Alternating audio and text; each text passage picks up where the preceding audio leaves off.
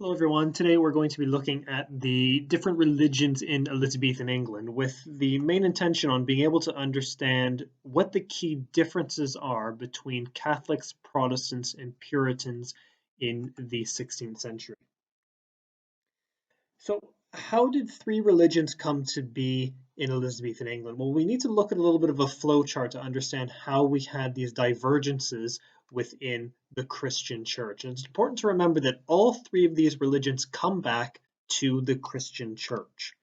Now, the Christian church originally began with Catholics. Now, Catholics had a what we call Reformation, which is to reform or to change, and they split into two different groups. So some of these Catholics decided, I like being a Catholic, I'm going to stay a Catholic. And some said, I'm going to protest being Catholic and I'm going to become a Protestant. And we can see the root word of protest in Protestants. Now, Catholics remained very much so unchanged, but Protestants had a reformation of their own. So Protestants got together and decided some of us want to do things a little bit differently. Some of us will remain as Protestants, and some of us will become Puritans. So a really easy way to remember this is Protestants are people who protested the Catholic faith. They left the Catholic Church to start up their own. Puritans are people who said that being a Protestant wasn't pure enough. And we need to have more restrictions and make our religion more strict than Protestants have it. So we've got 5 key words here. The Pope, he is the head of the Catholic Church. A Eucharist or a communion service is a religious service where bread and wine is consumed in memory of Jesus' Last Supper.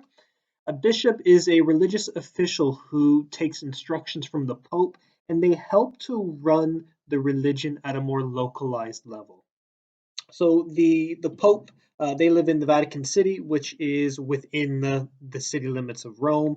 They're in charge of all the Catholic Church all over the world. But the bishops are in charge of a smaller area. So think of this in terms of the Pope being like the Prime Minister and the bishops being like the MPs.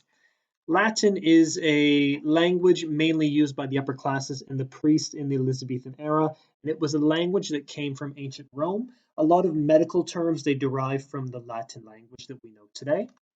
And to elect is to select a representative by means of voting for them.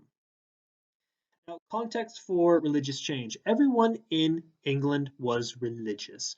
All aspects of the world were explained through religion, whether it was the sun rising and the sun setting, whether it would rain or whether it would be a drought. All of this was explained through faith. Now, if someone became ill in Elizabethan England, they would often think that it was an act of God and that God was angry at them for not doing something right or perhaps doing something wrong.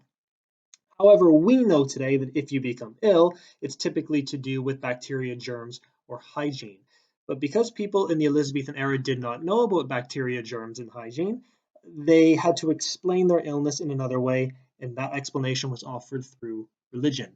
Now, because religion explained everything in the world to people, people were extremely divided over their faith. Now, England had been Roman Catholic for about 1,000 years, but this changed with Henry VIII. And we know the very famous phrase, divorced, beheaded, and died, divorced, beheaded, survived, and the 6 famous wives of Henry. Now, when Henry wanted to get a divorce from his first wife, Catherine of Aragon, he wasn't allowed to do so. The Pope said you can't get a divorce just because you're not having a boy. That's not a valid reason.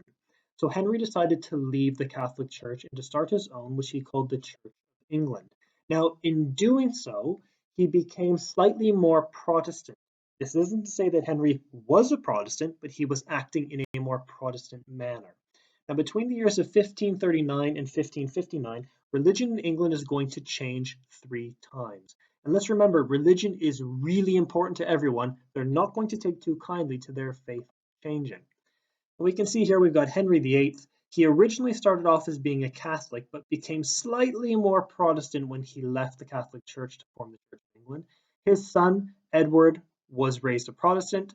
His daughter, Mary, was raised a Catholic. And Elizabeth I, she was raised a Protestant.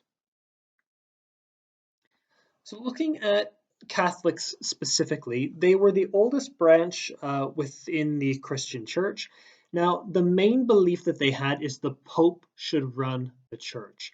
Now, all of the biblical services should be in Latin, and that was strictly for the reason that only an educated individual, such as a priest, would be able to teach the study of the Bible to people who went to church.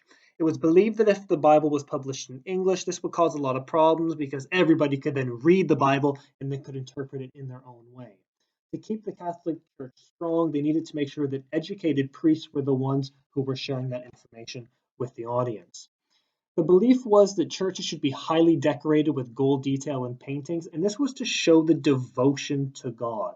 A lot of the money that people would earn would then be given as a tithe, or 10% of their total wealth, to the church, so the church could then have these decorations.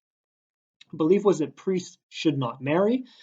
Bishops would be used to help run the church. And again, we just talked about bishops a few minutes ago. Think of them as like the MPs at local level. And the Eucharist was believed to be a miracle that physically turned the flesh and blood of Christ when it was eaten. That was the bread and wine that was served. Protestants are going to be a little bit different, and we know this because of the root word protest. Now, they began to protest against Catholics because they believed the monarch should be the head of the church, which is a complete difference to what the Catholics would say when it should be the Pope. They also believed that services in the Bible should be in English so everybody could read and understand the Bible and make their own interpretation of it. Churches should have decoration only where it's necessary, not because they didn't like the church to look fancy inside, but because they felt that their time was better devoted to faith rather than decorating. Priests should be allowed to marry. Bishops will help to run the church. And the Eucharist was not a miracle, it was simply symbolic of Jesus.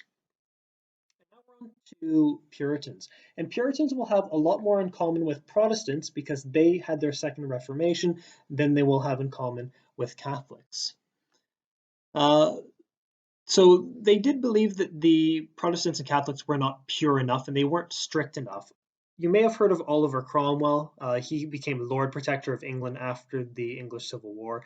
Oliver Cromwell was a very staunch Puritan. He was very strict. He didn't believe in dancing or having fun of any kind. So his religious affiliation was to essentially live a life on earth so that his afterlife would be even better. Puritans believed that the church should be run by an elected group of people, and this was going to be through a process of voting. So, not run by the Pope like Catholics would believe, and not run by the monarch like our Protestants would believe, but the Puritans felt that it should be run by the community. Now, the Bible and services should be in English so everyone can understand it, and that's very similar to what the Protestants believed. Churches should not be decorated at all. The church was strictly for religious purposes, not for decorating. Christians should give any spare money that they have to the church and to poor. Priests should be allowed to marry. Again, a similar viewpoint to our Protestants. Bishops are not necessary. They're not needed because it's already run by an elected group of individuals. And in agreement with the Protestants, the Eucharist is symbolic of Jesus. So now that we know roughly what the three religions in Elizabethan England were all about, we have to think of poor Elizabeth and how she's going to deal with this problem. So one of the first issues she's going to face is she is a Protestant. And let's remember, religion is one of the most important things in Elizabeth's life. She, as a good Protestant, needs to make sure that other people become Protestant just like her so she can help them get into heaven. So as a Protestant, she cannot restore the authority and the teachings of the Pope. She needs to carry on with the Church of England that Henry VIII started. Most of the most powerful countries in Europe were Catholic. Now, if she wants to have strong alliances with these countries and not go to war with them, she's going to need to find a way to make sure that these Catholic countries are going to like her as a Protestant. Religious changes in the past have caused rebellions. Between 1539 and 1559, religion changed 3 times in England, and people were really annoyed by this. And Elizabeth knew that if she changed religion yet again, there might be consequences that would arise in violence. She needed to have a national church which most people could accept. It was a case of having a church that everyone could go to and tolerate. It didn't mean you had to be really excited about the new church, but you had to be able to tolerate it. She wanted the country to be united and not to punish people for their religious beliefs. If you remember back to the image we saw where we had Henry, Edward, Mary, and Elizabeth, the way that the previous three monarchs before Elizabeth dealt with these religious problems was with violence. Edward very famously would burn or brand people with a hot iron. If they weren't accepting the religion that he was imposing on them. Mary very famously earned the nickname Bloody Mary because she killed many Protestants who again refused to convert to Catholicism. She didn't want to be like those monarchs. She wanted to handle the situation in a different, more delicate way. Mary, Queen of Scots, she claimed that she was a rightful Queen of England, and many Catholics within England supported her. So this is Elizabeth's cousin who could take control of the throne if Catholics were to have that uprising or that potential rebellion. And lastly, most people in England were Catholic, although the government was mainly Protestant. And a lot of people who were in Parliament working alongside Elizabeth were either Protestant or they were Puritan. Now it's time for our bonus facts. Henry VIII was a big deal. And when we say a big deal, we mean a 52-inch waist and about 178 kilos in weight. When Henry was young, this painting was made, he was about 23 years old. He was 6'2". He had about a 32-inch waist. He was extremely athletic and a very slim build. But by the time he was a bit later in life, about the age of 45, give or take, he put on a lot of weight. He did a lot of eating. He suffered from some health problems where he wasn't very active anymore, and he put on a lot of weight. So going from a 32-inch waist up to a 52-inch waist. Henry was a really popular king at first, and we have two quotes here, one from the start of his reign on the left and one from the end of his reign on the right. The first one was written by Thomas More. He was an author in the Elizabethan era, sometimes a controversial man. He often made remarks about hunting, how it was too gory and too brutal, and people should stop hunting, at least in such a savage way, something that people really didn't agree with at the time. But something most people did agree with that he said was Henry is the end of our slavery, the fount of our liberty, the end to our sadness, and the beginning of our joy. That shows how popular Henry VIII was at the beginning of his reign. He was a fresh face, he was a new monarch, and someone who had really good ideas that could really help propel England into a much stronger position within Europe.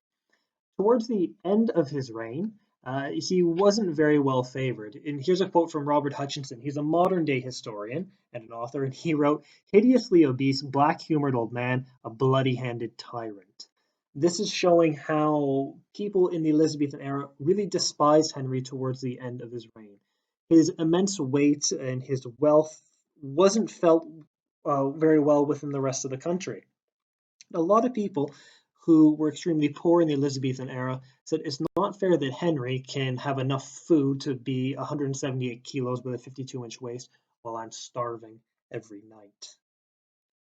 And lastly, religion was quite regional. It really depended on where you lived in England, which religion you would be. Now, if you lived in London, you were most likely going to be Protestant, and that was simply due to the influence that having Parliament in London had on the local religion. Also, Scotland was known to be quite Protestant, but if you went more into the north of England, this was an area that was seen as generally Catholic. Now, if you were from Newcastle, you might not even have known that Henry had died and Elizabeth was now the next Queen of England, because there was no Facebook, no internet, there was no way to really get that message up to Newcastle quite quickly. That news would have to just filter from village to village, slowly disseminating its way up into the north. Now, Wales was a little bit different. There was a stronger Puritan presence in Wales, but also a very strong Puritan presence in London. This isn't to say that all of the north was Catholic, but most of this northern region was, and generally more of the south was Protestant and more willing to accept Protestantism as the new religion. Right, that finishes off our lesson for today. Please go ahead and have a look on Show My Homework for the quiz and make sure you complete any other tasks set by your teacher.